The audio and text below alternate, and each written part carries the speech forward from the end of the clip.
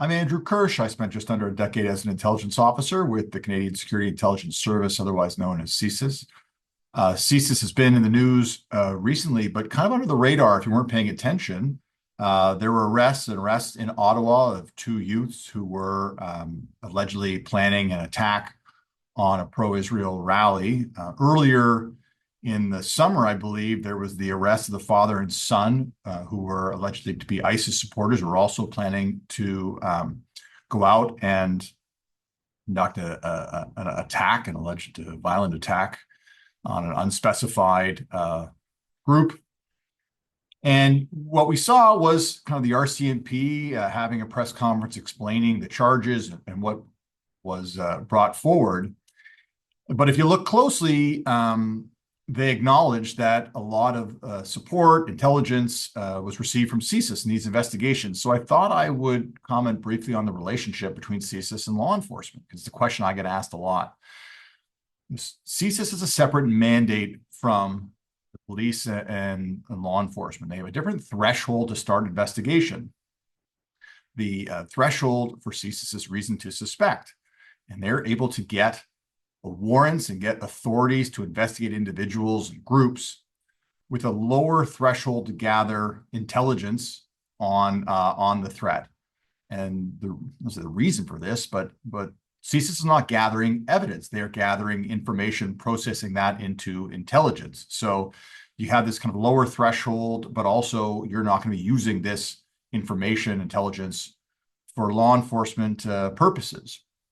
But what happens is sometimes these cases develop and you realize there's a criminal element. And at that point, CSIS has to advise government, advise law enforcement on the threat. They do this in a very controlled way. They can't just say, here's everything we have, because that's collected under CSIS's warrant. The police, the RCMP, they have to go out and get their own warrants to collect evidence that can be used in a case.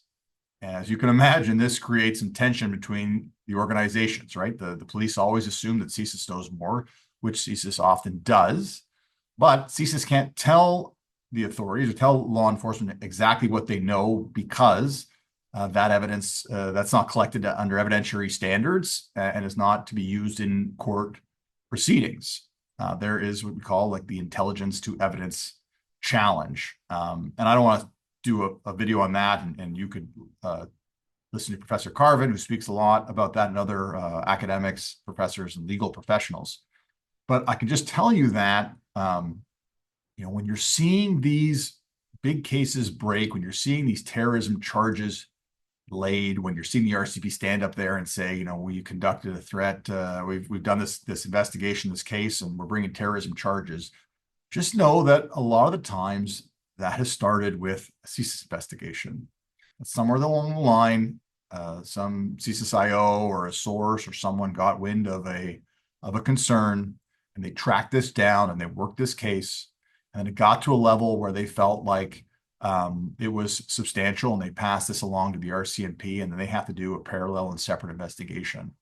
And what you see often is that end press conference, that end release, that the Mounties standing on a stage.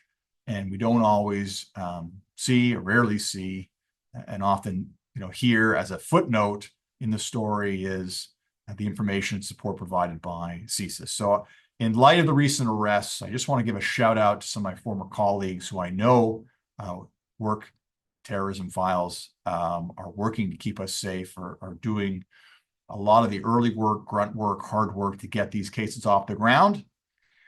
Thanks for all you do. Thanks for keeping us safe.